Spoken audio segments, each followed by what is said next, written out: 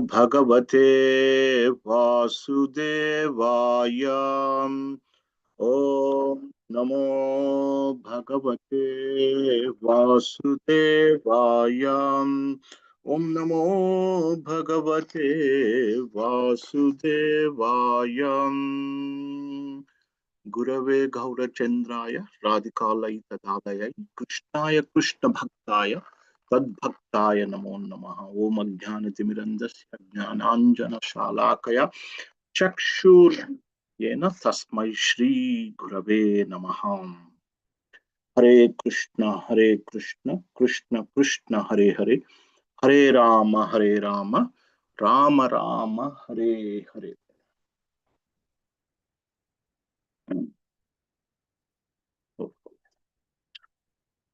Okay, so Hare Krishna, sorry for being a few minutes late. There were some issues with my YouTube connection.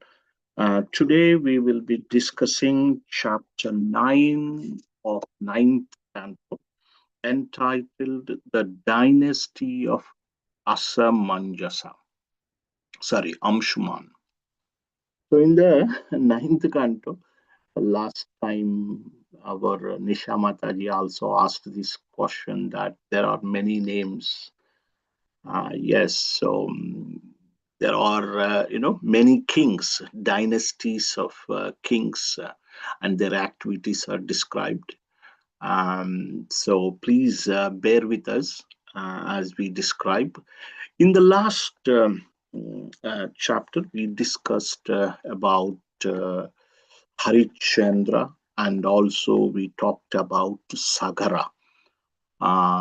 So all these kings are coming in the lineage of Manu, current Manu.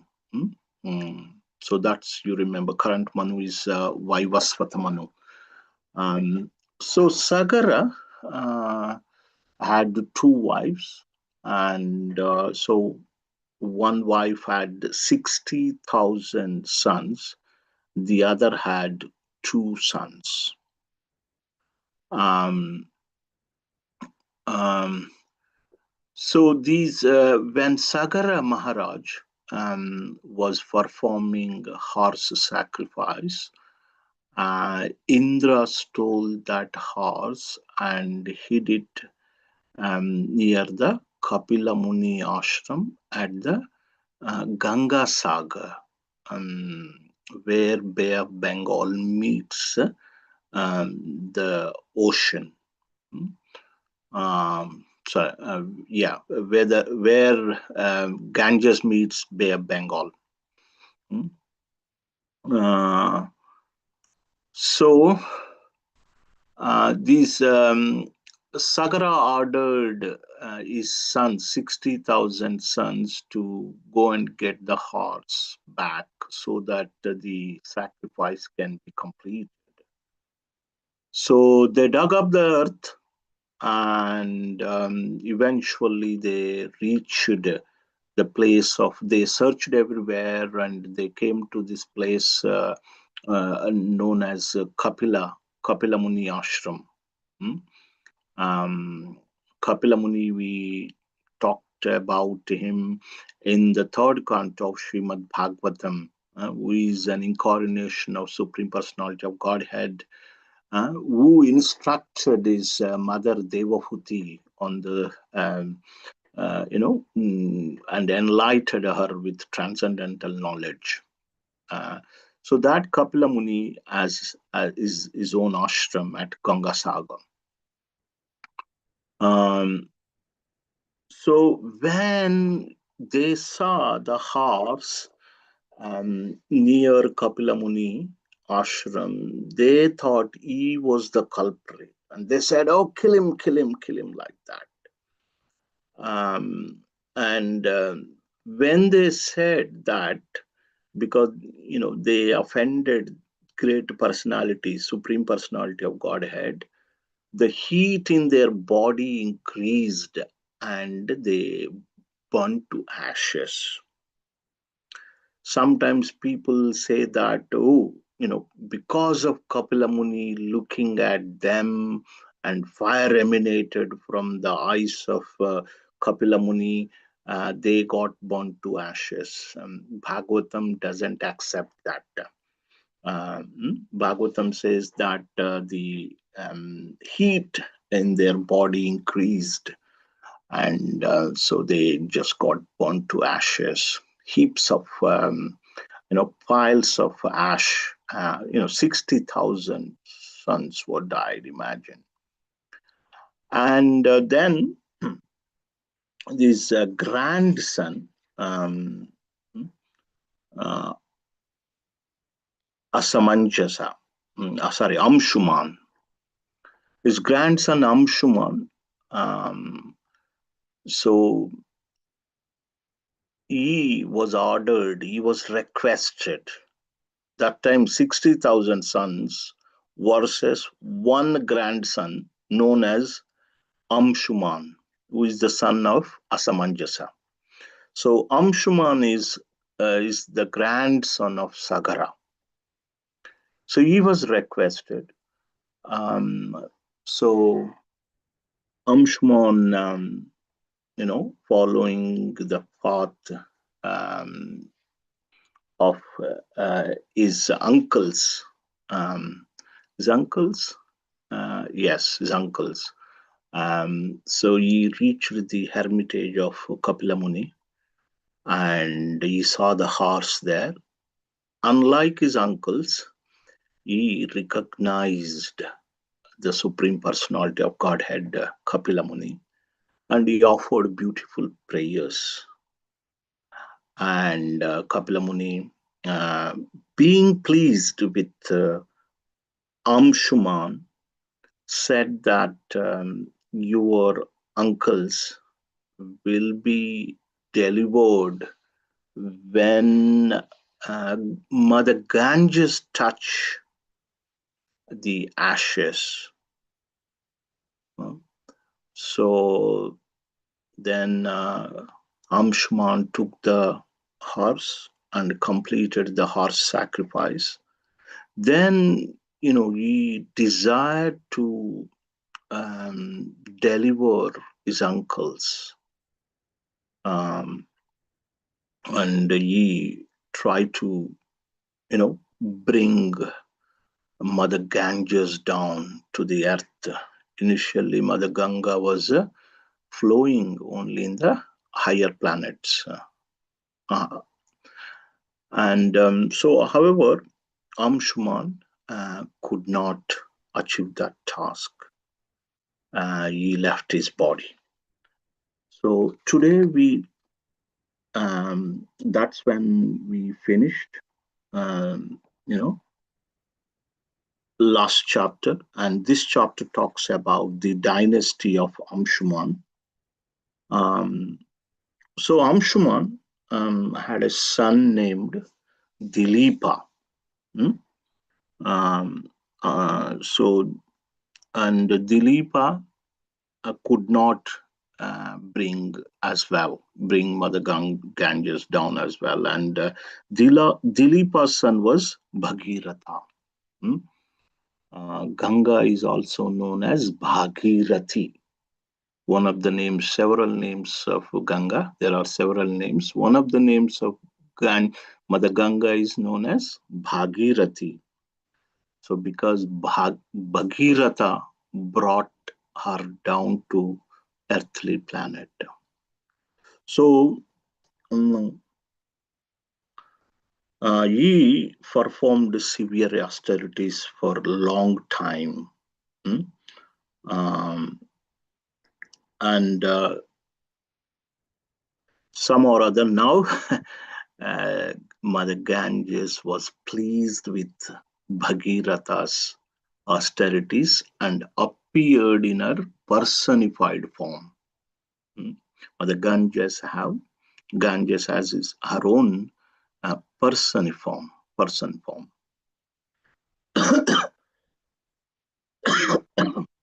And she said, I'm satisfied with you. I shall grant you the benediction.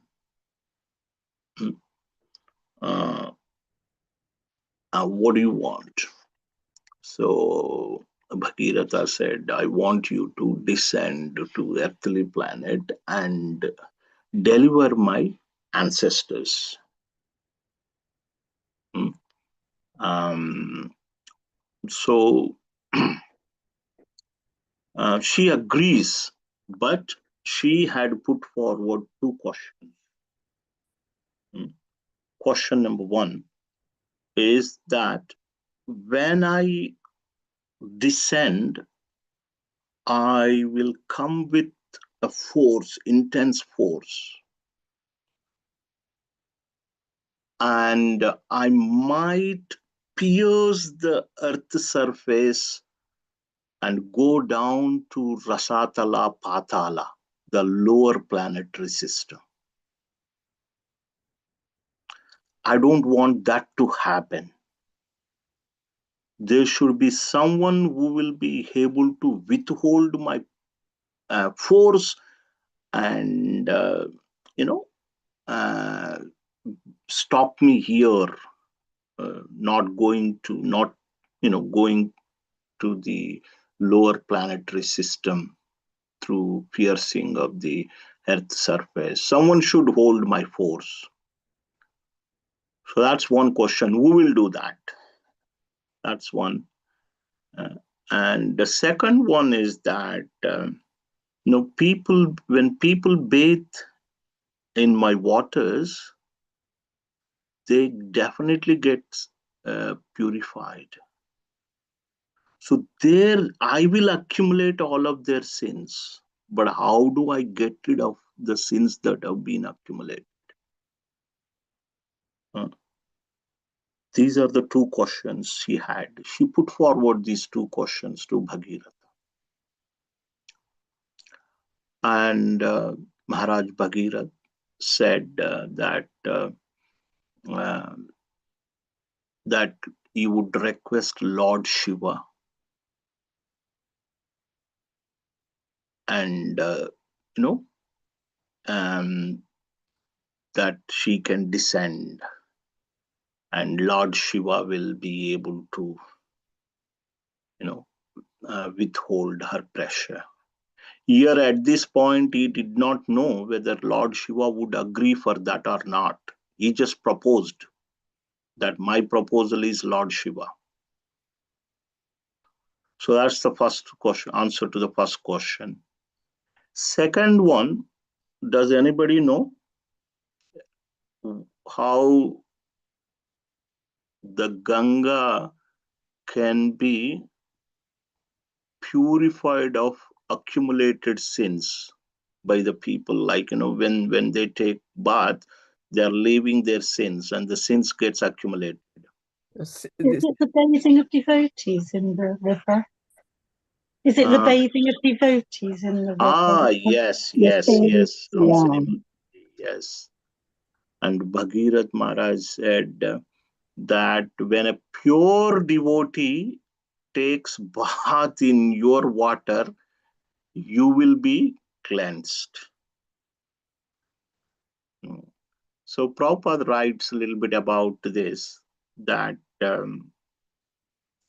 Krishna says in the Bhagavad Gita, 1866, Sarvadharman Parityarja Mamekam Sharanam Vraja Aham Tvam Sarva Papebhyo Mokshayishyami Ma Shucha. So Sarva Papebhyo, I will make you free from all the sins. You take shelter of me and do not fear. Prabhupada writes, Krishna can take any amount of sin and digest it and completely digest that. But here, Mother Ganges is a little bit worried that you know she needs someone. Prabhupada writes here. I'm just repeating the words of Prabhupada, that she needs someone's help to clear the sins accumulated. Um, yes, and another point here, that the power of pure devotee. Uh, um, so, tirti kurvani, tirti kurvanti tirtani. Uh, a devotee, pure devotee, um, because of his devotion to the Lord, is constantly, in touch with the Lord, and the Lord is there in his heart. Wherever this Shuddha Bhakta, pure devotee, goes, he will convert that place into pilgrimage. So we need to go to pilgrimage such as holy Vrindavan, Mayapur, Jagannath Puri, etc. That's a pilgrimage. But wherever there is pure devotee, wherever there is pure devotee, that place becomes pilgrimage. Mm. That is the power of pure devotion. It is said that by constantly bathing in Ganga, um, one can develop bhakti. Means, one's sins will be eradicated. One can become pure, and one can become a devotee.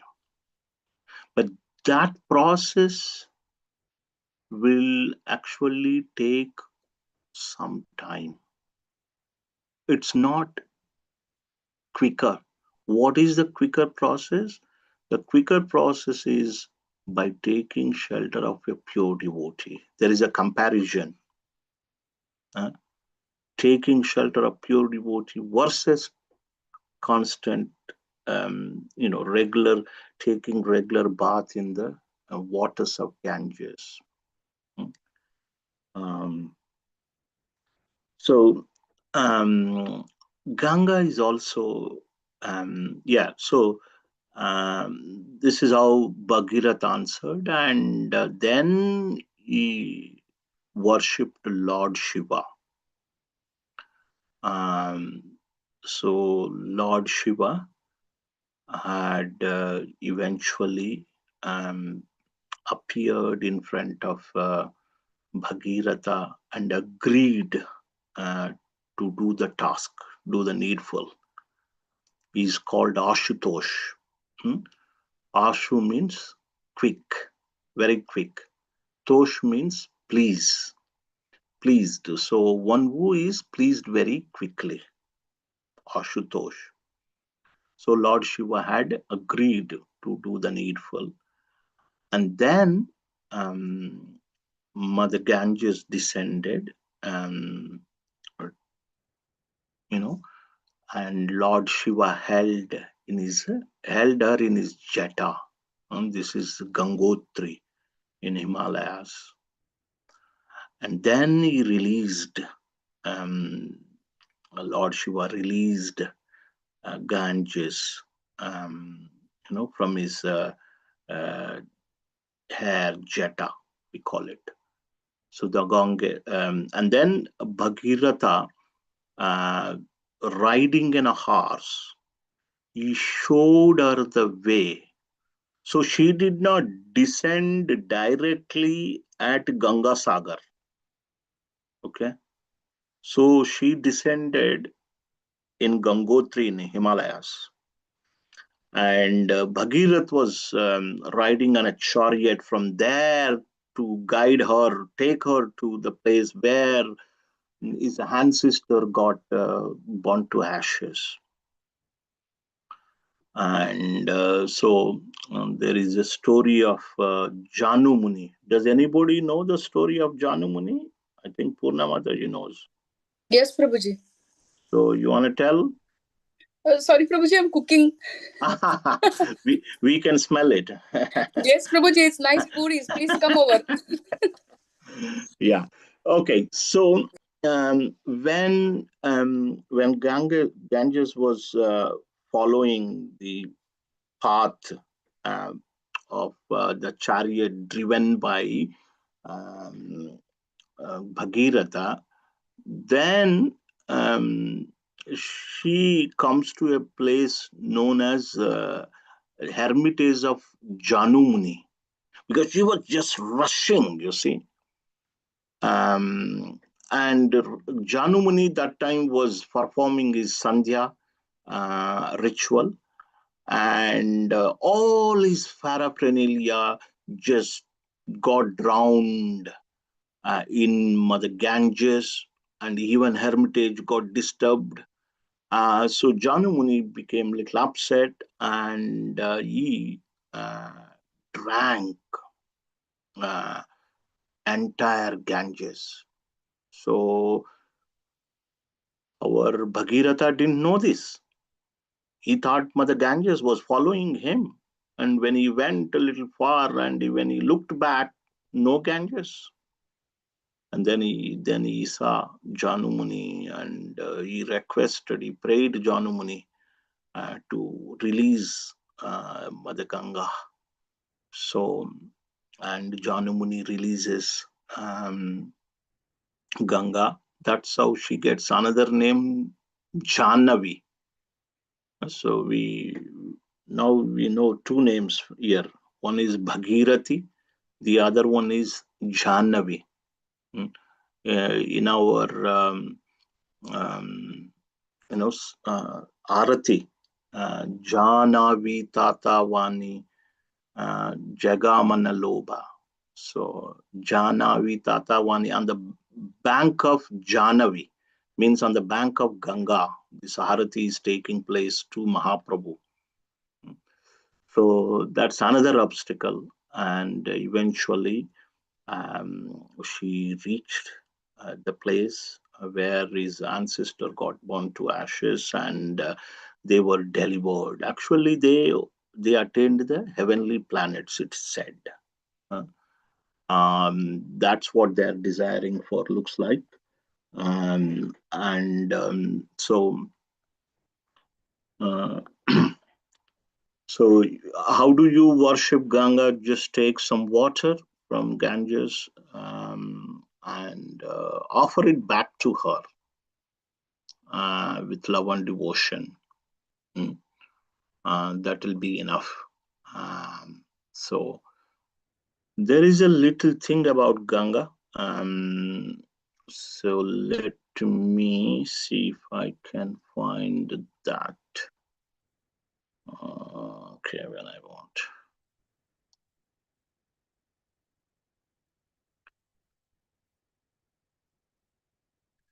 So we all know that how did the Ganges originated originally? Who remembers? Vaman Dev pierced the layers of the universe Yes, with with his left toe.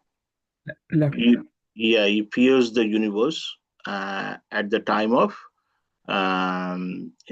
occupying the three worlds in the Bali Maharaj's pastime, and some of the waters got leaked in.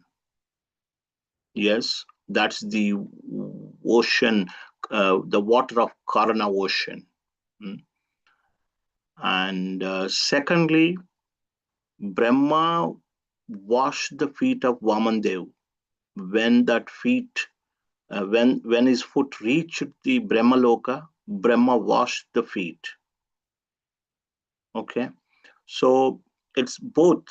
It contains both the spiritual water originally emanated from the causal ocean, and also the water that had been washed the lotus foot of Vamandev. So that's why Ganges is, you know, uh, very powerful, because it's the Charanamrit, basically. Charanamrit, we call it. The water that has emanated, washed the feet of the Lord. And then, um, so we in this dynasty, there are several kings. their names were mentioned. So I'm going to skip the names, and then I will come to one particular person, Saudasa, King Saudasa. So whenever I hear this story, I heard it many times. It saddens me, but it is there in the Bhagavatam, so we have to repeat for our purification. I'm sure you'll understand why. Today also, I was a little bit upset to read this pastime, but you understand why I'm saying. Okay, so we talked about Bhagirath and descend, uh, how Mother Ganges descended to the earth. Now, so in the dynasty of Bhagirath, there were several kings. In that lineage, there is one king known as Saudasa. So Saudasa got married to Damayanti. She's also known as Madayanti. Um, so this king, once he went to a forest where he killed a man-eater, Rakshasa. And this Rakshasa, man-eater, had a brother, and king was supposed to kill him, but that brother begged the mercy of the king, Saudasa. So Saudasa spared him. So he killed the man-eater, but he spared the brother of man-eater, who is another man-eater, basically. So that brother decided to avenge the death of his own brother. Somehow or other, he became one of the cooks. That is not mentioned here, but somehow or other, he entered into the kitchen of that king. So he became one of the cooks there. He disguised himself, or they have mystic potencies. He took a different form or whatever. So he became one of the cooks there.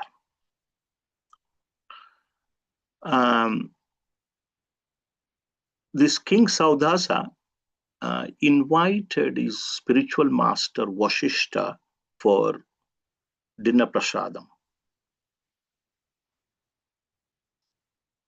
And this man-eater, he cooked human flesh, offered it to Vashishta. So Vashishta came as a guest of the king, right? So when you invite a guest, it's your duty to feed appropriate, prasadam, appropriate food. So king didn't know, but when Vashishta received that food, he immediately, with his mystic power, he understood that it is unfit to eat. And immediately he cursed the king. He didn't know that. He didn't know who cooked it and why it happened. He became angry at the king. Oh, you invited me for dinner, but you fed me human flesh. I'll curse you to become a man-eater. Immediately the king took some water. He chanted the mantras and he decided to curse Vashishta because he did not do it. He did not, there was no offense from his side. But his good wife, she said, no, no, don't curse him back. He's our spiritual master. And so then she forbade him to curse Vashishta. And he, it, that water, he uttered the mantras in it, he just threw on his legs rather than throwing it on Vashishta and cursing him. So because he threw that water on his legs, he developed some, um, what do you call some, yeah, kalmashapada. So some block spots. And that's why he developed, he was known as kalmashapada, one who has got some black spots. So when Vashishta understood that the king was not at fault, then he decided to undergo austerity for cursing the king, and he underwent austerity for 12 years.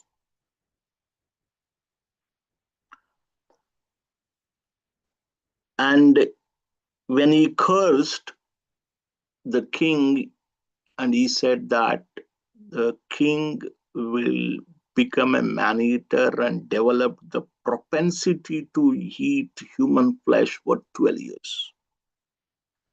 So that's why he also underwent austerity for 12 years. And because of this curse, the king developed irresistible propensity to eat human flesh. So while he was roaming in the forest, then he came across a couple, a Brahmana couple, who were, intimately uniting. And that time, the king, Kalmasapada, or known as Saudasa, he wanted to eat the Brahmana. And the wife of Brahmana forbade him, and that, they are uniting him to have a son, a child, and you are not a man-eater, you are the king, actually, you should not do this. Like that, she forbade him to do so. But because of that propensity, unbearable, intolerable propensity, he had actually eaten that Brahmana. And the wife of Brahmana cursed him, saying that when you unite with your wife, you will die. Whenever you unite with your wife. And after 12 years, the king, became normal, and his, man-eater propensity has gone. And when he wanted to beget children, that time his wife reminds him of the curse of this wife of a Brahmana. So the king gave up on the idea of having child, and then he engaged in the devotional service, as well as just continued his ruling. But however, Vashishta, his spiritual master, blessed Damayanti, his wife, King Saudasa's wife, with a child. And so that is the story of Saudasa. I'm sure you can understand why it is a little bit sad that no one was at fault, but you know, mm, yeah, these things happened. Um, so that son name as actually what is the son? Let me find out its name. Saudasa. Yeah, Amshaka is. So this son is called Amshaka. In that dynasty, then there are several kings in that lineage, and another king that we're going to talk about is Khatwanga, Maharaj Khatwanga. Hmm? Maharaj Khatwanga comes in that dynasty. Hmm? Okay, so um, King Khatwanga, he was so powerful. We heard his name several times in ISKCON. We hear his name very often. So, uh, so demigods requested him to come and help to kill some demons. Um, hmm? So while he spent a considerable time helping them in killing the demons, and demigods wanted to give him a boon, but Maharaj Khatwanga said, inquired about his lifespan. He asked, how much time have I got in this body? How long am I going to live? A wonderful question to ask, right? A very important question. And they said that you have one muhurtam. This is called muhurtam. In English, it is translated as movement, but this is muhurta, one muhurta. One muhurta is equal to 48 minutes, something like that. So immediately, came down from the heavenly planet and meditated on the lotus feet of the Lord and went back to Godhead. Um, Meditated. So, what were his thoughts?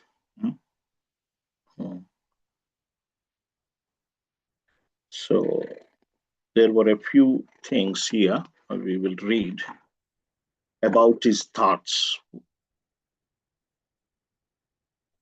So, his introspection. Um, so, he worshipped the Brahmanas, and he says that the pure devotees are my life and soul. They are greater than my life.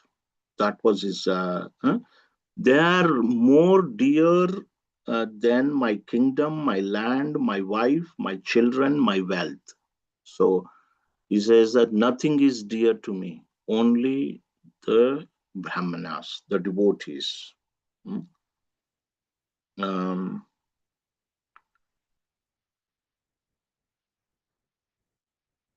so he was never interested in the material boons the demigods wanted to give him.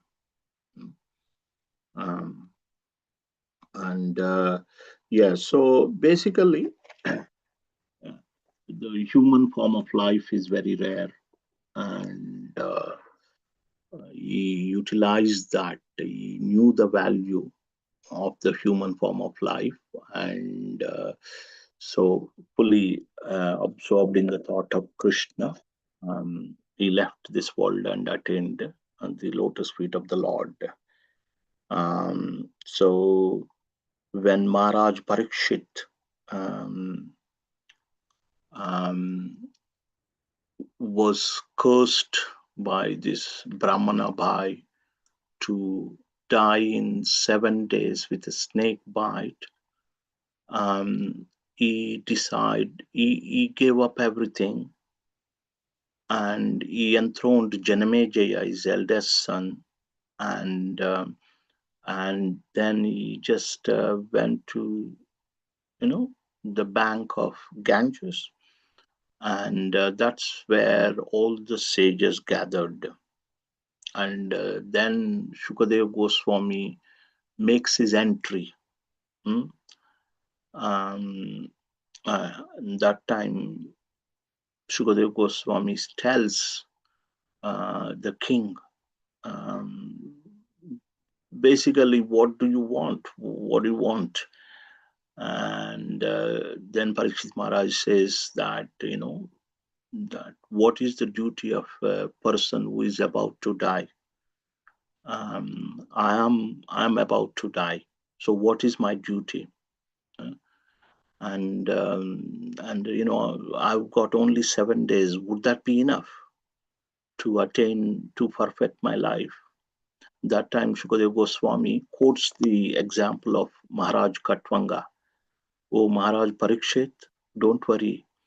Uh, um, you can.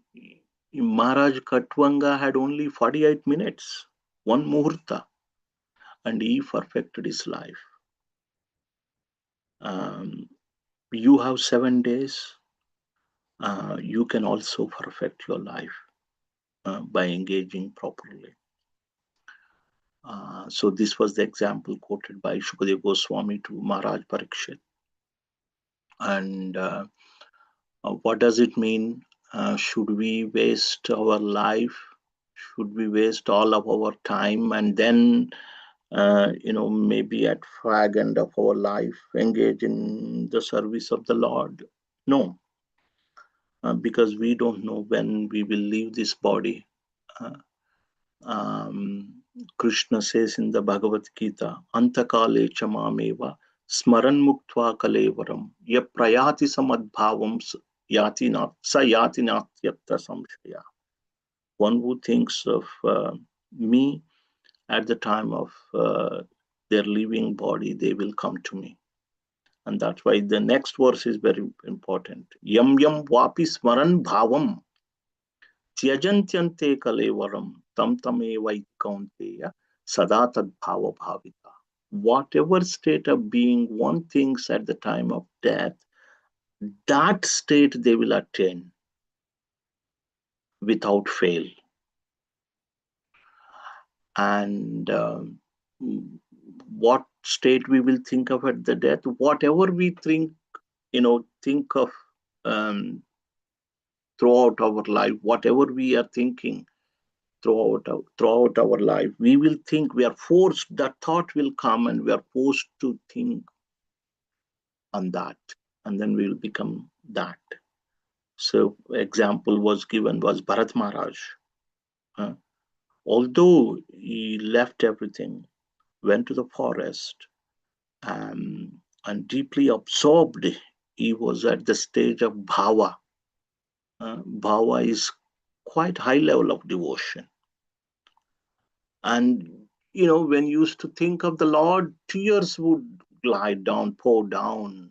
That was the stage he was at when he went to the forest, fully absorbed in thought of Krishna. Somehow or other, he got attached to the deer, and then he, absorbed in the thought of deer. He got attached to the deer, and when the deer got lost, he was fully attached to that deer and absorbed in that thought, and he left his body while searching for that deer, and in the next body he became a deer.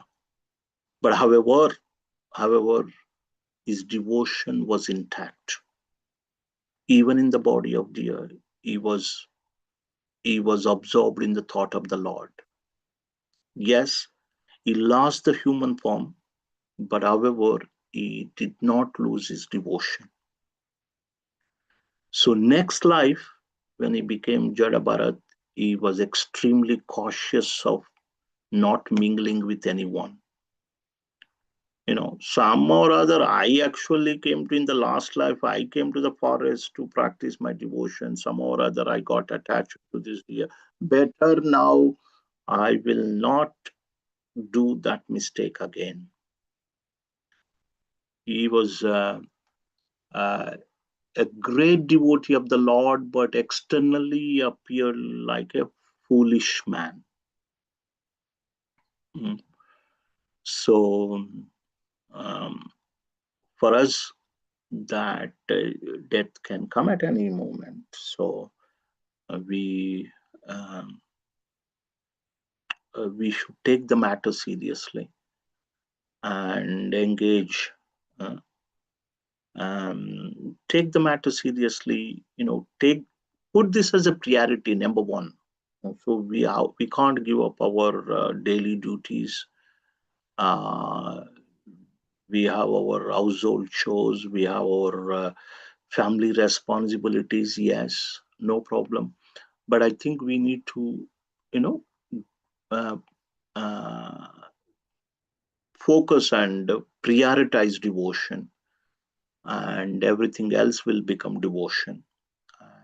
So for us, Prabhupada had given some regulative principle: chant Hare Krishna mantra, 16 rounds a day, 4 regulative principles follow, eat prasadam, and don't offend anyone.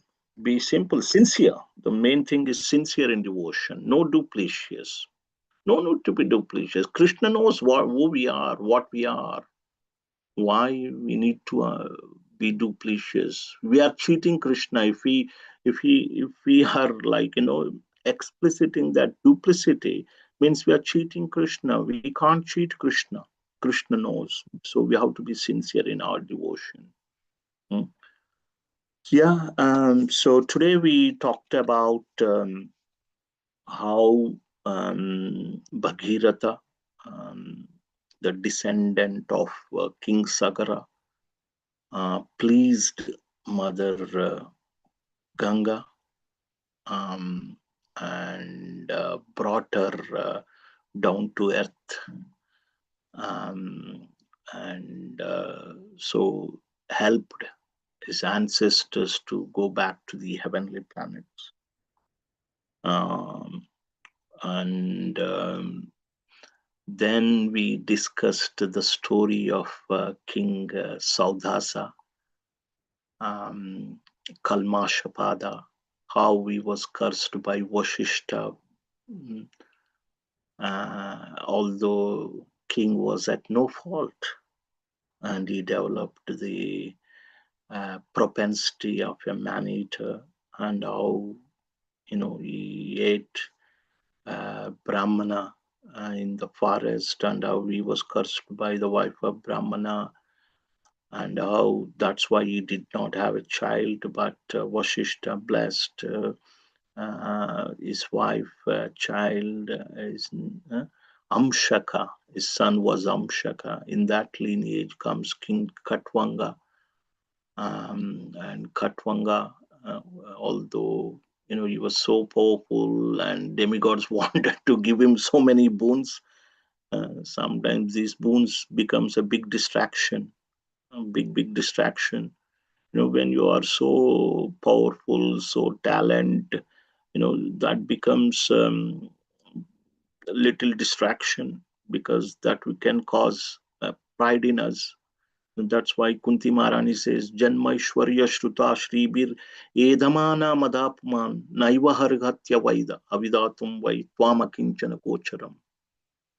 Janmaishwarya Shruta Shribir, high parentage, and Aishwarya being so aristocratic, Shruta very highly educated, Shri very beautiful. Sometimes these are a little bit of danger, because they can increase, pride in us. So, um, so these boons, they can, be distractive, very distractive. King Katwanga, being so intelligent, he did not ask for any boon when the demigods wanted to give him boon. He just rather asked how much time I have in this body. A very good question. This is the question I think probably we can all ask, how much time I have. So that's a good question to ask. And when they said that he had only one muhurta, then he perfected his life being fully absorbed in thought of Krishna. Hare Krishna, Srila Prabhupada Ki Jai. Nisha Mataji, I'll try and answer your question. I may not be able to answer if you ask me about Saudasa, but let's see. Hare Krishna, Prabhuji, Dandvat Pranam. Dhanavad I, Pranam. I got a question regarding the king. Kala. I can't. Kalmashapada, his original name was Saudhasa. Saudasa. So basically, my question is like, he got cursed and he was not at fault couple of times, and the Brahmana was not at fault. So is this all Prabhada karma? Yes, Prarabdha, previous karma. Prabhada, yeah, previous karma. So it's not Yeah, that they yes. have to pay it anyway. That's been it's mentioned here. It's a karma, previous karma. Okay, all right, okay. Thank you, Prabhuji. I just want to clarify. Thank you. Thank you. But it is said in the in the scriptures that aprarabdha phalam papam kutam bijam phalonmukham kramenaina praliyate Vishnu bhakti ratatmikam. The previous karma, previous sinful actions, reactions, they can be in various stages. Aprarabdha phalam papam. Some are manifested, we are suffering now. Some are unmanifested, they are waiting to germinate. They are just waiting time. In due course, we will experience the effect of that. That is called aprarabdha. Prarabdha means that we are experiencing. Yeah. But here this verse says aprarabdha phalam papam. So whatever it may be, whether it is prarabdha beginning or not beginning, if one does Krishna bhakti, eventually everything will be destroyed. That is the potency of Krishna bhakti. Thank you, Prabhuji. Yeah. So that one assurance is there. Yes. Yes. So there is also in the Brahma Samhita is mentioned that from a small insect to King Indra, everybody is working according to their karma. Karma is affecting, influencing everyone. But when we engage in the devotion, that karma will be destroyed. Just it burned to ashes. Karmani nirdahati kintu cha bhakti bhajam govindamadi purusham tamaham bhajami. Karmani nirdahati. So they will be burned to ashes. So that's why we have to render a devotion unto the Lord. Just wanted to clarify one thing. We do devotion and devotion to the Lord, but if the prabdha karma, we still have to face it, isn't it? Yeah, don't worry about that. There are several examples how, even there are several examples. Devotees, they tolerate the challenges and still engage in devotion. That is devotee. Okay. Thank you, Prabhuji. Isn't it? Yes, We see time and again this. Yes. So, Yeah. and we have to beg the Lord, give me strength to cope. Okay. Rather than to remove the miseries. Miseries will not go away, right? 100% agreed. Okay. Irrespective, this world means miseries. That's it. No way of escaping. Only way is to tolerate and move forward. And that's when we have to beg the Lord and our acharyas, please give me strength to cope. And tolerate these challenges and take us forward. Okay. Thank you, Prabhuji. Thank you. Haribol, Lalita Preeti. Just a thought in listening to the story. In the devotee's life, the reversals, unexpected or negative situations can happen. But as you said, Tattenu kampam susamekshamana, just if you keep on doing the devotional service, that will, despite the difficulty, if you keep on devotional service, that will take us further. And just I'm reflecting on that, that means, it's like we should not judge ourselves or other people if they're going through the negative to see that is it No. karma or other things or anything. That means we are generating again bad karma if Bad you are karma, yeah. judging. So If you are as judging. long as one is progressing in devotion, they're doing the chanting, they're doing the seva, and they are serving the devotees and they're serving the spiritual master. Also, Lord sometimes intentionally put the devotees into difficulty, so that then what the devotees do, they will take shelter of Krishna. Krishna only, yeah. Even their faith increases, their devotion increases. So that's intentionally does this. That's why this famous verse is there now. Krishna graha grahita. So Krishna will also take away everything that you have. So Krishna sometimes intentionally puts his devotees into challenges, and then the devotee completely depends on Krishna, and Krishna loves that. Krishna, don't worry that he's not going to put all of you into difficulty. But when he puts into difficulty, when we get to that stage, we will never ask Krishna, never say that, oh Krishna, why did you put me in difficulty? Kunti Maharani was saying, Vipada Santutaha Shashvata Tatra Tatra Jagadguru. Bhavato Darshanam Yatsyada Punar Bhava Darshanam. Give me more calamities so that I can remember of you. So the progression in the devotion, not stopping the devotion, not stopping the seva, that is more important, despite what's happening externally. Yeah, thank you, Lalita Preeti and Meena Mataji. You are on mute, Mataji. Sorry, Prabhuji. Prabhuji, I was just an observation. It's a good job we are born in Kali Yuga because it's so easy then, to remember the Lord and do chanting, the very basic things we have to do. Otherwise, in Satyuga and all these other ages, they were so angry. Yeah, the process is people, and the process is simple. You are right. Harer Nama, Harer Nama, Harer Nama Eva Kevalam Kalau Nasteva Nasteva Nasteva Gatiranyataha. You are right. The process is simple. And nobody is asking to pay 50 pounds for half an hour chanting like other